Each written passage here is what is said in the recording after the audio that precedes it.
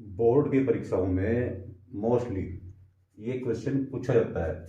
प्रत्येक संधारित्र पर आवेश की मात्रा कैसे आप ज्ञात करोगे। प्रत्येक संधारित्र की प्लेटों के बीच विभवांतर, या ये समझ लो कि प्रत्येक संधारित्र में कितनी संचित ऊर्जा है, ये भी आप ज्ञात कर सकते हो।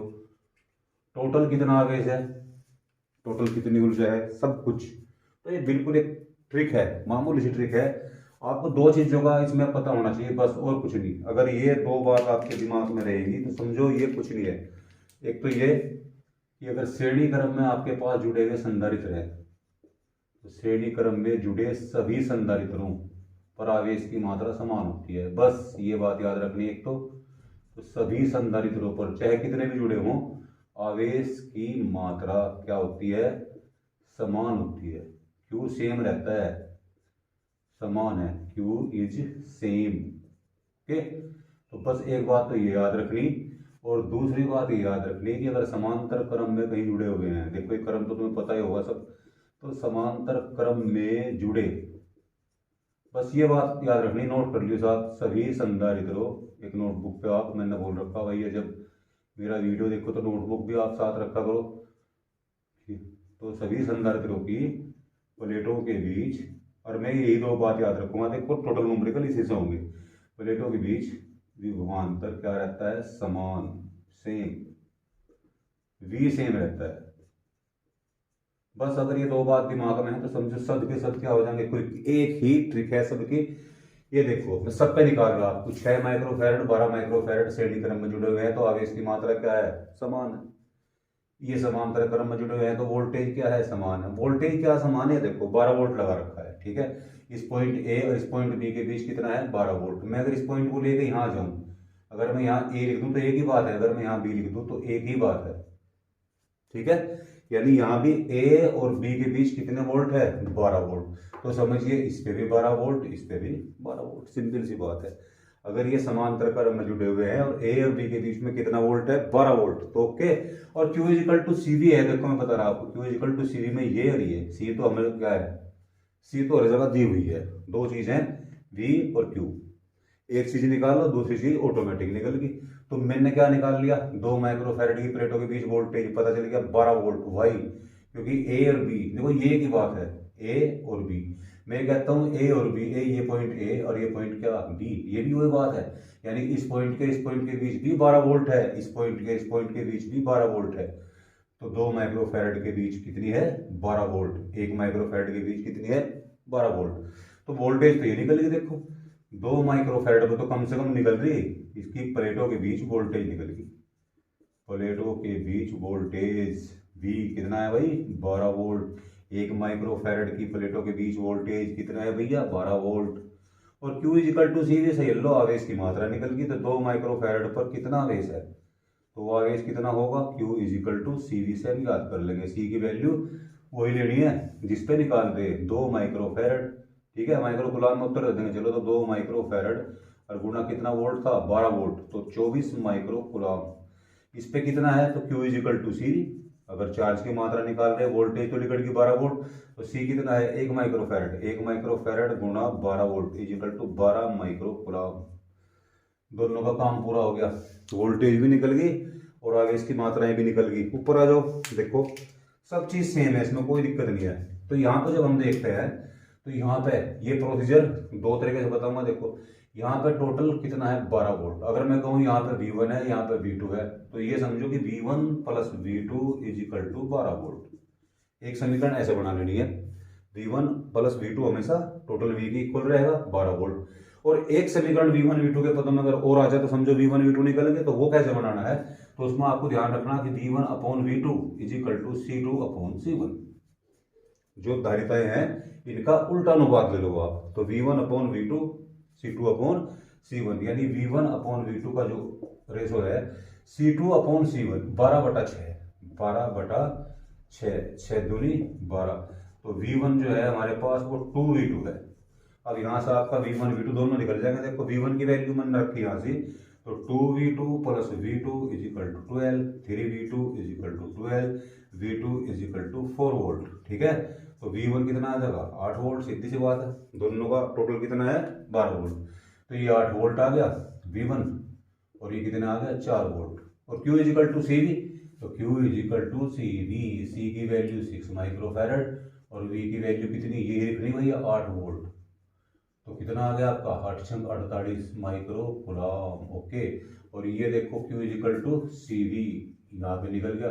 तो C कितना 12 माइक्रोफैरड, V कितना 4 वोल्ट, 12 चौक 48, देखो आया ना सेम 48। तो श्रेणी क्रम में क्या रहता है, Q की वैल्यू सेम रहती है और CVI देखो आपकी निकल गया। ओके, ये देखो ये हमने वो निकाल ली थी। एक तरीका और भी है और दूसरे सवाल में आ जाएगा। यू निकालने आपको किसी भी निकाल लो, अब तो सबके लिए आपको C पता, V पता, Q पता, तो कोई सा भी फार्मूला आप 1/2 Q स्क्वायर अपॉन C लगाओ या 1/2 CV स्क्वायर लगाओ, कोई से के भी लिए लगाओ, निकल के आ गया। सिंपल चीज है, ठीक है। एक और देखते हैं छोटा सा और फिर समझो ओके हो गया सब। ओके, तो मैं एक छोटा सा मुंडी को और बना के देखता हूँ भैया। ये तो सब सिंपल है, कुछ नहीं है ना। तो ये लो, ये हो गया,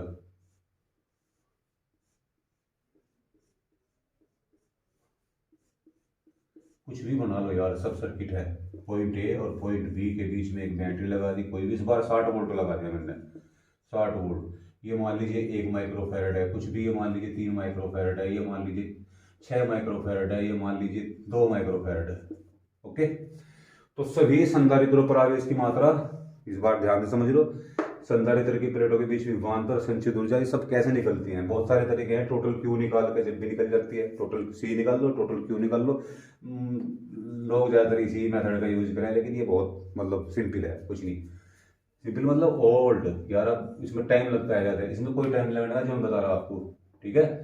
तो देखो कौन से भी निकालते हैं, देखते हैं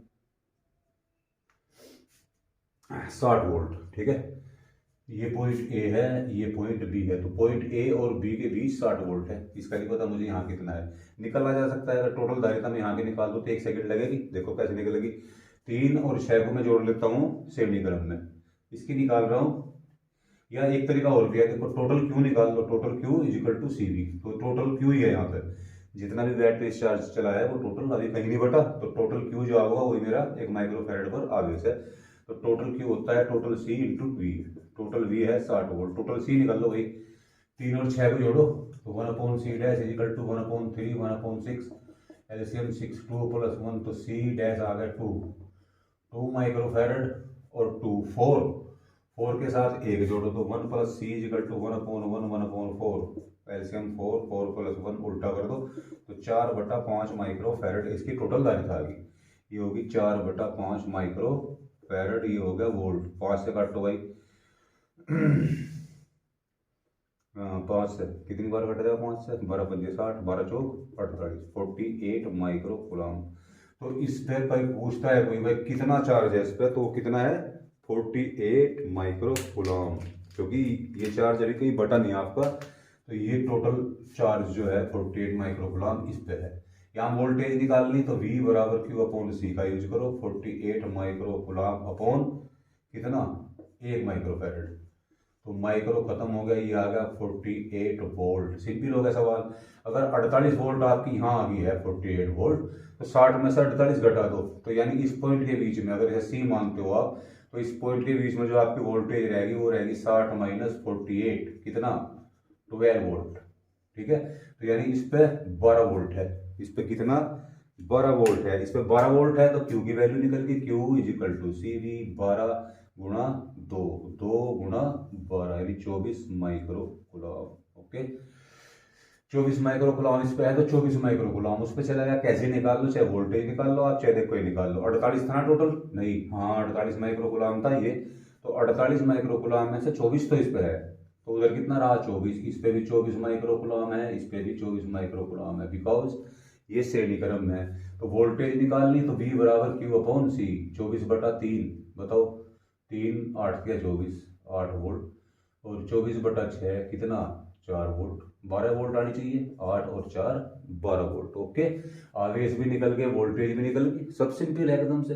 दूसरा तरीका एक और था, अगर मान लीजिए ये चीज आपको ये नहीं लग रही, तो ये मैंने फिर वही तरीका है मेरे पास, ये V1 ये V2, तो V1 + V2 = 12 वोल्ट, इसके बीच में 12 वोल्ट, और V1 upon V2 equal to उल्टा अनुपात है, मैं भूल भी गया, ये शायद 3 माइक्रोफैराड था, ये 6 माइक्रोफैराड था, तो 6/3 और इनके वही निकल जाएगा बिल्कुल।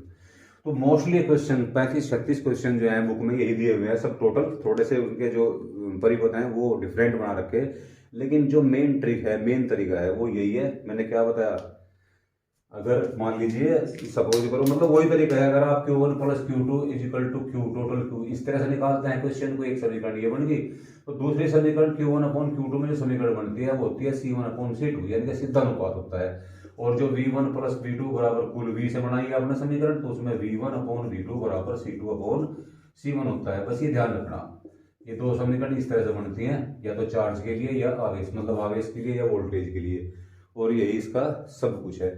टोटल Q कहाँ से निकलता है, CV से। टोटल V कहाँ से निकलता है, ये दे रहा था टोटल V।